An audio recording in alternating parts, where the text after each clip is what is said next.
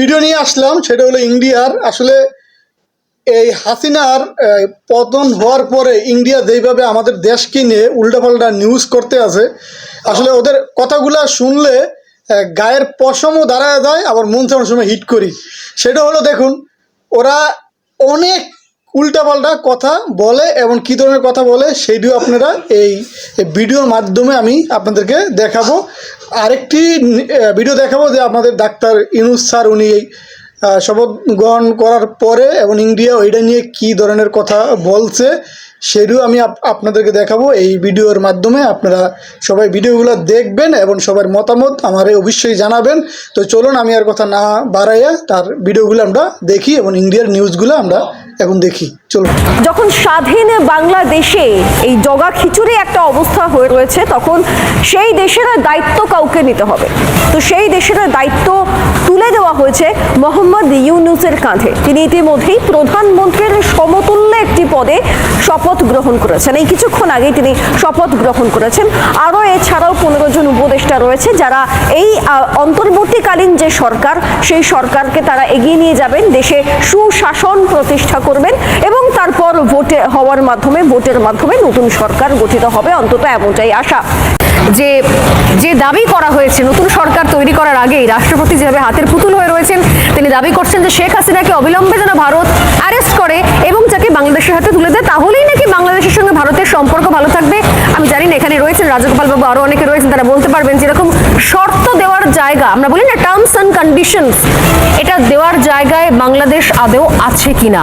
অন্যান্য ছবি দেখাবো, তবে তার আগে আমি আসি আজকে সরাসরি আলোচনাতে। আমি প্রথমেই আসবো রাজগোপাল ধর চক্রবর্তী, এখানে রয়েছেন, তার কাছে মনে হচ্ছে আদৌ এই সময় যে অবস্থা হয়ে রয়েছে, বুদ্ধিজীবীর পার্টে আসছি, তবে তার আগে যেহেতু এই খবরের দিকে নজর রাখলাম রাজাদা, শেখ হাসিনাকে গ্রেপ্তার করে বাংলাদেশের হাতে তুলে দিতে হবে, তবে নাকি বাংলাদেশের সঙ্গে সম্পর্ক ভালো থাকবে ভারতের। যদি ভারত চায় বাংলাদেশের সঙ্গে সম্পর্ক ভালো থাকুক, তাহলে অবিলম্বে যেন শেখ হাসিনাকে গ্রেপ্তার করে তুলে দেওয়া হয় বাংলাদেশের হাতে। কে বলছে?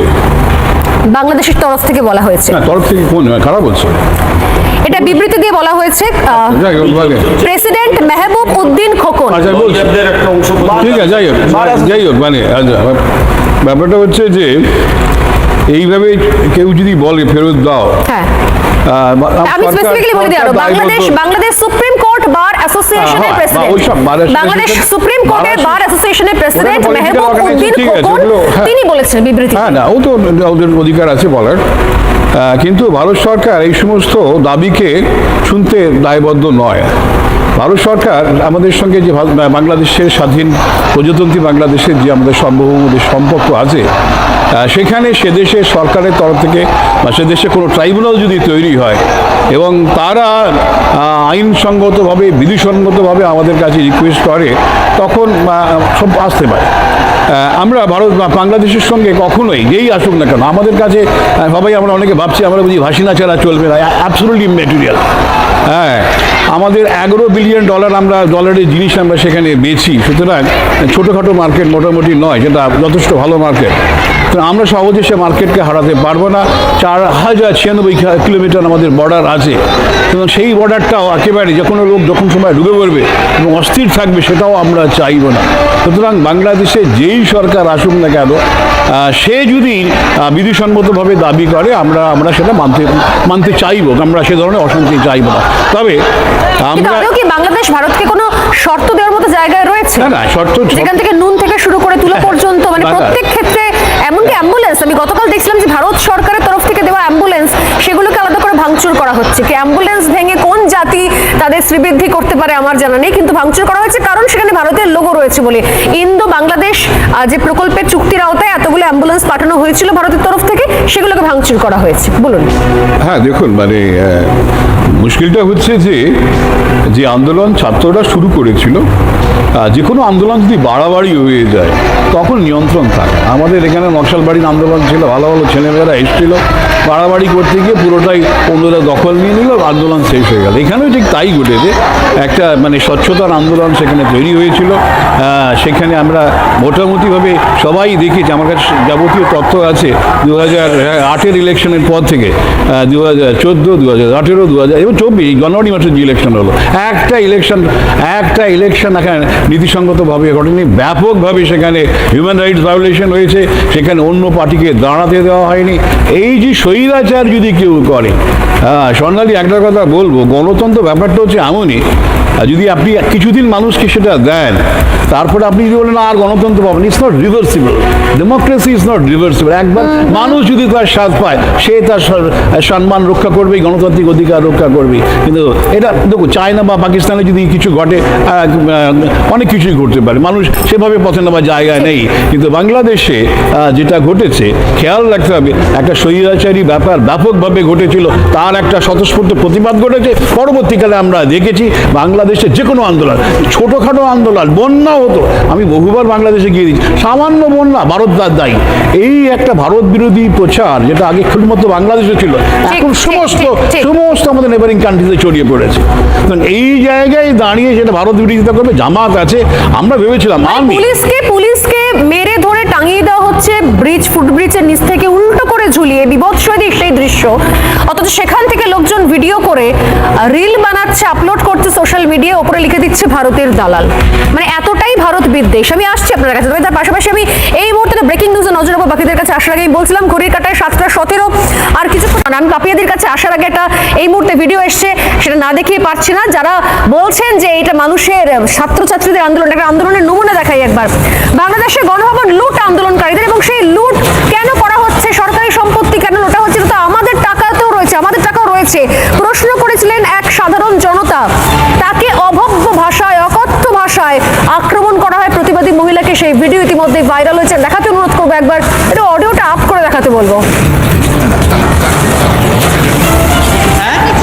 এটা নেওয়ার এগুলো এটা হচ্ছে রাষ্ট্রীয় সম্পদ, এগুলো কারো ব্যক্তিগত না। আপনারা নিতে পারেন না। তখন কই ছিলেন আপনারা? সবসময়ই বলছি এটা দেশের সম্পদ, এটা কারো, এটা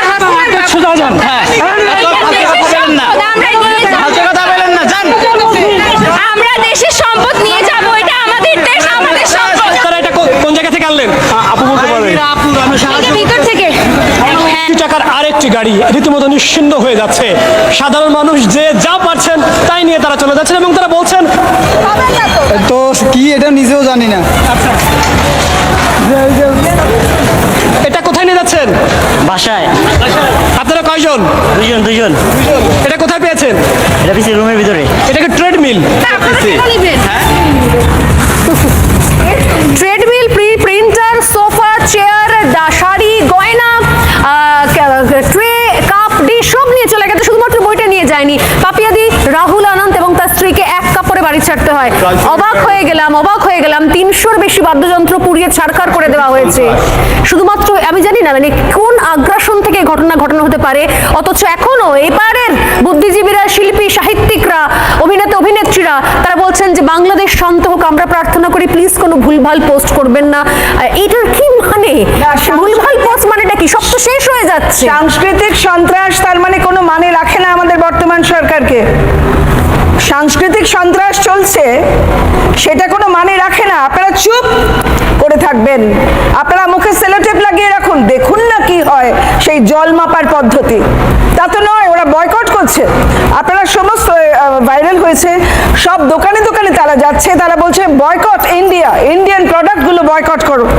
দাদা এক্ষুনি বললেন আমরা $11 বিলিয়ন ওখানে নাকি আমরা মানে আমাদের তরফ থেকে ওদের আয় হয়, ট্রেডিংটা হয়। তাহলে যদি বয়কট ইন্ডিয়ান প্রোডাক্ট হয়, তাহলে কোথায় দাঁড়াবে ওরা? পেঁয়াজ 500 টাকা না, পেঁয়াজ 2000 টাকা কেজি হবে যদি আমরা না পাঠাই।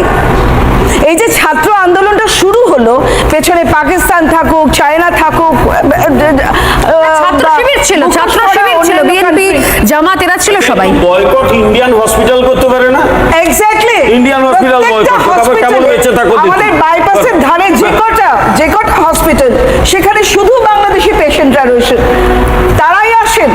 তাহলে বয়কট করুন, সব বয়কট করুন। ইন্ডিয়া থেকে বয়কট করলে আপনারা একটা ক্ষুদ্র ভদ্র জনসমাজ থাকবেন যেখানে শুধু এই ধস্তাধস্তি মারামারি এইরকম ঝুলিয়ে রাখা? এটা কি তার নমুনা নয় পাপিয়াদি? মহিলার অন্তর্বাস নিয়ে যারা প্রদর্শনী করতে পারে তারা ছাত্র সমাজ, তারা দেশ করবে, তারা আরেকবার করে তিন নম্বরবার দেশ স্বাধীন করবে। যারা অন্তর্বাস নিয়ে দৌড়চ্ছে, যারা মহিলাকে এই ভাষায় আক্রমণ করছে, তারা এরা দেশ স্বাধীন করেছে। আমি বলছি এইগুলো যে দেখানো হচ্ছে অন্তর্বাস, শারীরিক ধর্ষণ হচ্ছে না, তাদের এত রাগ, শারীরিক ধর্ষণটা শুধু করছে না কিন্তু বুঝিয়ে দিচ্ছে যে হাসিনা জি যদি ওখানে থাকতেন তাহলে উনি কি করতেন, কি হতো, আমরা তাদের কি চলছে সেখানে শেখ হাসিনার ছবির নিচে অশ্লীল গালিগালাজ লেখা হচ্ছে।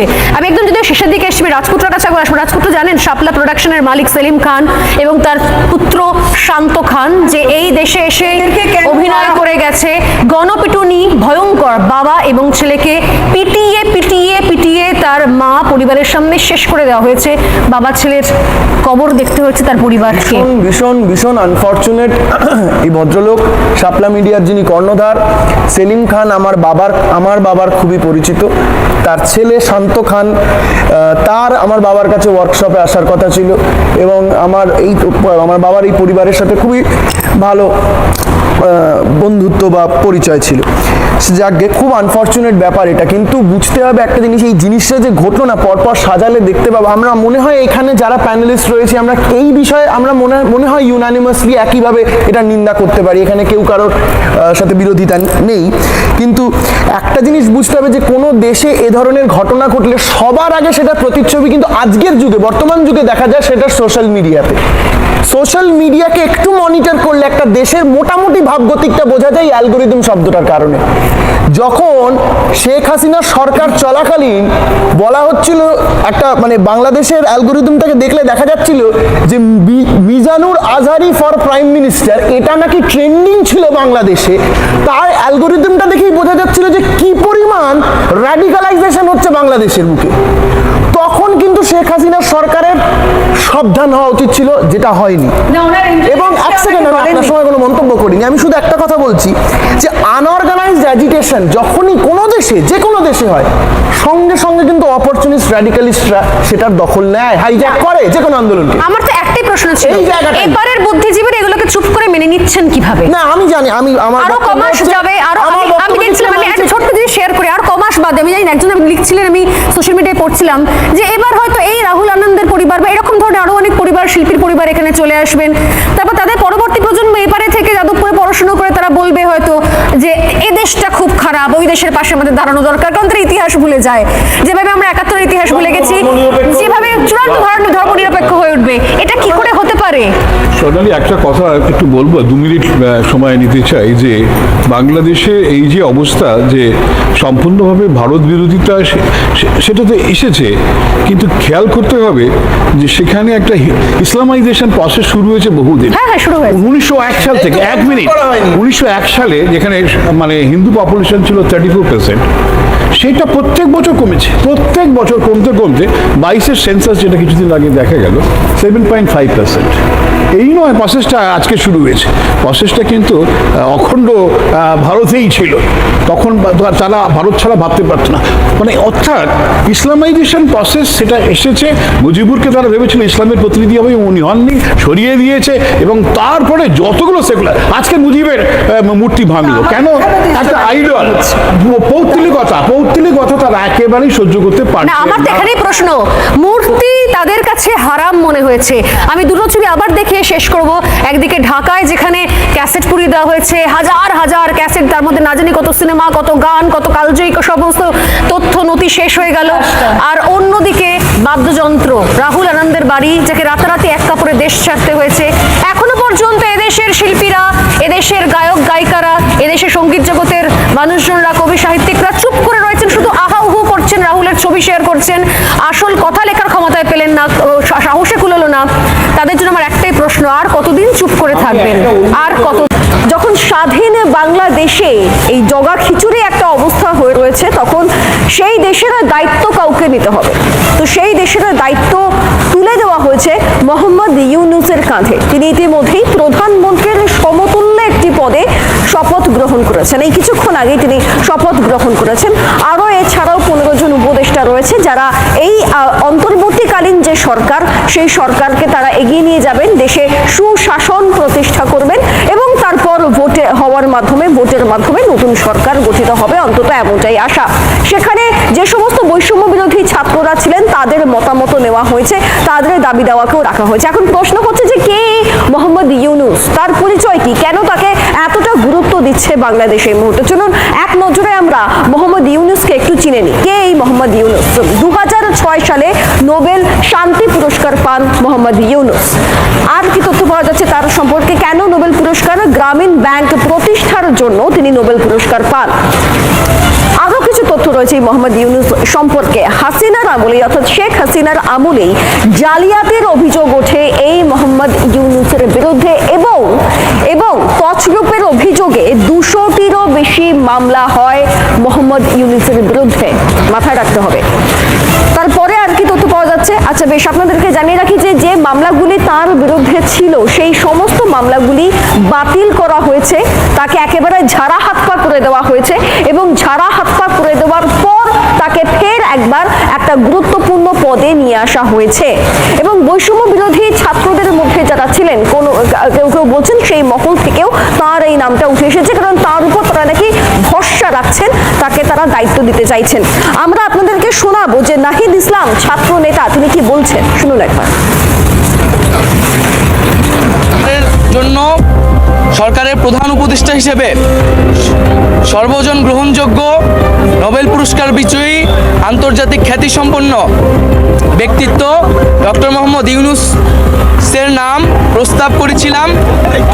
মহামান্য রাষ্ট্রপতিও সম্মতি দিয়েছেন ডক্টর মোহাম্মদ ইউনূসকে প্রধান করেই অন্তর্বর্তীকালীন সরকার দ্রুত সময়ের মধ্যে গঠন করা হবে। আমরা একটি শান্তিপূর্ণ বাংলাদেশ চাই।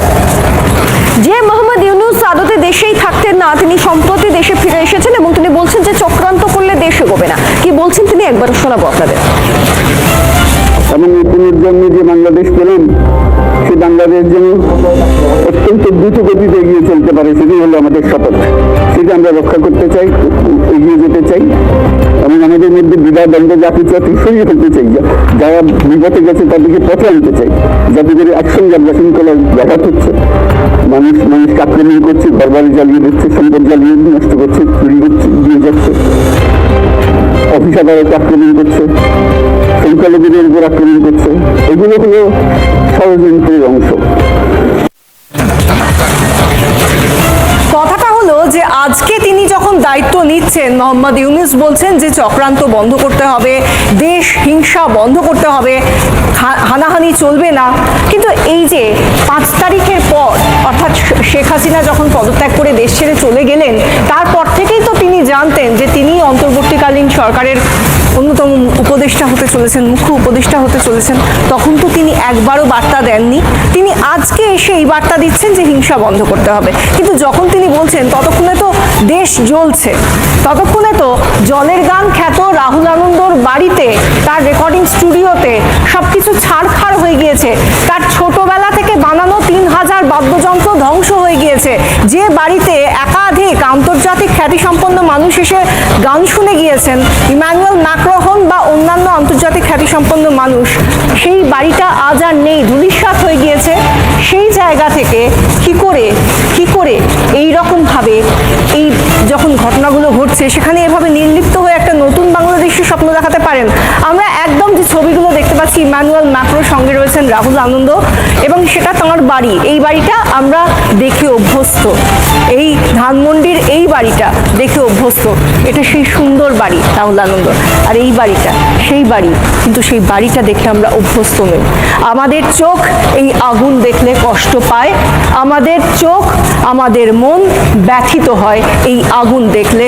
এই পুড়ে ছাই হয়ে যাওয়া বাড়ি, এই গুরুত্বপূর্ণ সমস্ত নথি, গানের লিরিক্সগুলো যেগুলো পুড়িয়ে দেওয়া হয়েছে, এই বাদ্যযন্ত্র যেগুলো একটা মানুষ ছোট থেকে শুধুমাত্র নিজের দেশকে ভালোবেসে তৈরি করেছিলেন, যাতে দেশের বাদ্যযন্ত্র বলে সারা পৃথিবীতে খ্যাত হয় সেই বাদ্যযন্ত্র, সেগুলো যখন এভাবে ভুলুণ্ঠিত হয় তখন আমরা কষ্ট পাই। আর প্রশ্ন করি যে এতদিন কি করছিলেন মোহাম্মদ ইউনূস এবং আপনার দলের লোকজন, আন্দোলনকারীরা কেন কিছু বলেননি? আজ এই পোশাকই ভালো থাকার বার্তা দেওয়া কি সত্যি খুব গ্রহণযোগ্য? রাহুল আনন্দ তাঁর দেশকে, দেশের মাটিকে যতটা ভালোবেসেছিলেন, দেশ কি তাকে ততটা ভালোবাসলো বা দেশের একাংশ কি তাকে ততটা ভালোবাসলো, ছবিটার প্রমাণ দেয়। তবে একটা বিষয় খুব স্পষ্ট যে যখন এই ছাত্রদের আন্দোলন হচ্ছে, তারপর হঠাৎ করে শেখ হাসিনা পদত্যাগ করলেন, দেশ ছেড়ে চলে গেলেন, তারপরে আমরা কি দেখতে পেলাম, সে দেশের প্রাক্তন প্রধানমন্ত্রী খালেদা জিয়া তার মুক্তির নির্দেশ চলে এলো। মুক্তি পেয়ে তিনি মুখে তো ভীষণ বললেন ছাত্র আন্দোলনের কথা, তাদের সাধুবাদ দিলেন, কিন্তু বিএনপির একটা মিটিং তখনই সঙ্গে সঙ্গে হয়ে গেল, তার মুক্তির ঘোষণা খুব দ্রুত হয়ে গেল, পরবর্তী পদক্ষেপগুলো খুব দ্রুত হতে আরম্ভ করলো এবং সক্রিয় হয়ে গেলেন খালেদা জিয়ার পুত্র তারেক রহমান, তিনিও ভীষণ রকম সক্রিয় হয়ে গেলেন। আর এখানেই তো প্রশ্ন ওঠে যে এই আন্দোলন, এই অভ্যুত্থান শুধুমাত্র কি কোটা বাতিলের দাবিতে, শুধুই কি তাই, নাকি এর পিছনে আরো বড় কোনো শক্তি কাজ করছিল, আরো বড় কোনো ইন্ধন কাজ করছিল, যা মগজ ধোলাই হয়েছে বারে বার, এবং এই মুহূর্তটার সুযোগ খুব ভালোভাবে ব্যবহার করা হয়েছে, এবং ব্যবহার করার পরই যখনই সুযোগ এসেছে তখনই খালেদা জিয়া সামনে চলে এসেছেন, তার পুত্র সামনে চলে এসেছেন, একটুও সময় অপচয় না করে। এই প্রশ্নগুলো তো ওঠে বিশাখা। সবাই নিজের নিজের মতো করে স্বাধীন বাংলাদেশ নতুন করে গড়ে তোলার স্বপ্ন দেখাচ্ছেন, আর সেই জায়গা থেকে আওয়ামী লীগ যাদের বিরুদ্ধে অভিযোগ উঠেছিল তারা নাকি দেশ ছেড়ে চলে গিয়েছে, একেবারে তাদের কোনো রকম কোনো আর জায়গায় নেই, অস্তিত্বও নেই, সেই জায়গা থেকে এবার আওয়ামী লীগ ঘুরে দাঁড়ানোর চেষ্টা করছে। সজীব ওয়াজেদ জয়, শেখ হাসিনার ছেলে, তিনিও আজ আবার বার্তা দিয়েছেন যে যদি দেশকে কেউ স্বাধীন করতে পারে তা শুধুমাত্র আওয়ামী লীগ। কি বলছেন তিনি, শুনুন। বাংলাদেশে যদি গণতন্ত্র নতুন বাংলাদেশ গড়ে তুলতে হয়, আওয়ামী লীগ ছাড়া সম্ভব না। আওয়ামী লীগ হচ্ছে সব থেকে বড় দল। আওয়ামী লীগ কোথাও যাবে না, আওয়ামী লীগ শেষ হয়ে যাবে না, আওয়ামী লীগকে শেষ করা সম্ভব না। এই যে আমাদের বর্তমান যারাই আছে ক্ষমতায়, তাদেরকে আমি বলবো যে আমরাও একটি গণতান্ত্রিক, শৃঙ্খল, নিরাপদ বাংলাদেশ চাই, জঙ্গিবাদ মুক্ত। তার জন্য আমরা সবার সাথে আলোচনা করতে প্রস্তুত, শুধুমাত্র তারা যদি জঙ্গিবাদ এবং ভায়োলেন্স বাদ দেয়।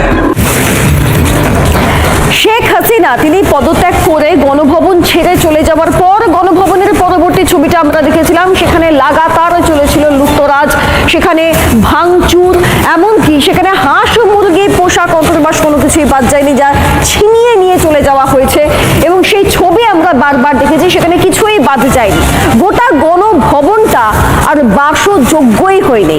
কিন্তু মূলত প্রধানমন্ত্রী যিনি হন বাংলাদেশে, তিনি এই গণভবনে থাকতেই অভ্যস্ত। সেই গণভবনের কিছু মুহূর্তের ছবি আমরা আপনাদেরকে আরো একবার দেখিয়ে রাখি, যেখানে টেবিল, চেয়ার, শাড়ি ইত্যাদি কোনো কিছুই বাদ যায়নি, সবই সেই ঘর থেকে বেরিয়ে গিয়েছে।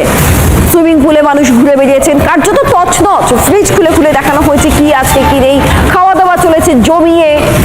তো এহেন গণভবন কোনোভাবেই বাসযোগ্য অবস্থায় নেই, কাজেই মোহাম্মদ ইউনূসকে সেখানে রাখা তো সম্ভব নয়। কাজেই পরবর্তী সিদ্ধান্ত যেটা নেওয়া হচ্ছে, সূত্রের খবর, অন্তর্বর্তী সরকারের প্রধান উপদেষ্টা মোহাম্মদ ইউনূস, তাকে রাখা হবে যমুনা ভবনে। তিনি যমুনা ভবনে থাকবেন, কারণ গণভবন যে আর বাসযোগ্য নেই। কাজেই যমুনা ভবনে প্রধানমন্ত্রী সমতুল্য এই মোহাম্মদ ইউনূসকে আপাতত রাখা হবে। প্রসঙ্গত আপনাদেরকে জানিয়ে রাখি যে তার সঙ্গে আরো 15 জন উপদেষ্টা শপথ গ্রহণ।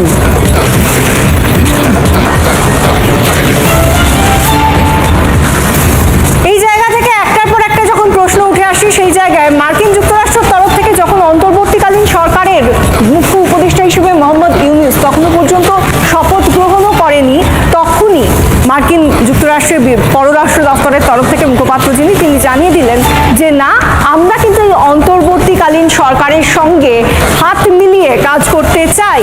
তাহলে কি সেন্ট মার্টিন নিয়ে, সৃজিতা, যেটা একটা বিতর্ক ছিল গোটা বিশ্ব জানে, তাহলে কি সেন্ট মার্টিন নিয়ে হাসিনার সঙ্গে যেখানে গিয়ে কোনো রকম সুবিধা করতে পারেনি মার্কিন যুক্তরাষ্ট্র, এখন কি সেটা সুগম হচ্ছে? এই প্রশ্নটা উঠে আসছে। হ্যাঁ, নিঃসন্দেহে, তার কারণ যে বার্তা আমরা আমেরিকা থেকে শুনতে পেয়েছি তাতে তো এই বিষয়টা স্পষ্ট। আমরা জানি যে আমেরিকান ভিসাটাও শেখ হাসিনার বাতিল হয়ে গিয়েছে। কাজে সেই জায়গা থেকে যে গোটা প্রক্রিয়াটা চলেছে তাতে যে মদত ছিল, এই বিষয়গুলোকে আজ দিনের শেষে দাঁড়িয়ে সত্যি উড়িয়ে দেওয়া যায় না। তবে বাংলাদেশের যাবতীয় পরিস্থিতির দিকে আমাদের নজর থাকবে। আজকে বাংলার প্রাইম টাইম এখানে শেষ। আসলে অনেকগুলো কথার এখানে যুক্তি আছে, আবার অনেকগুলো কথার যুক্তি নাই। তো অবশ্যই আপনাদের মতামতগুলো জানাবেন এবং সেই অপেক্ষা রইলাম। আর সবাই আমার চ্যানেলটি সাবস্ক্রাইব করবেন। সবাই ভালো থাকবেন। আজকে এই পর্যন্ত, আবার কোনো নতুন ভিডিও নিয়ে আসবো, দেখা হবে। আল্লাহ হাফিজ।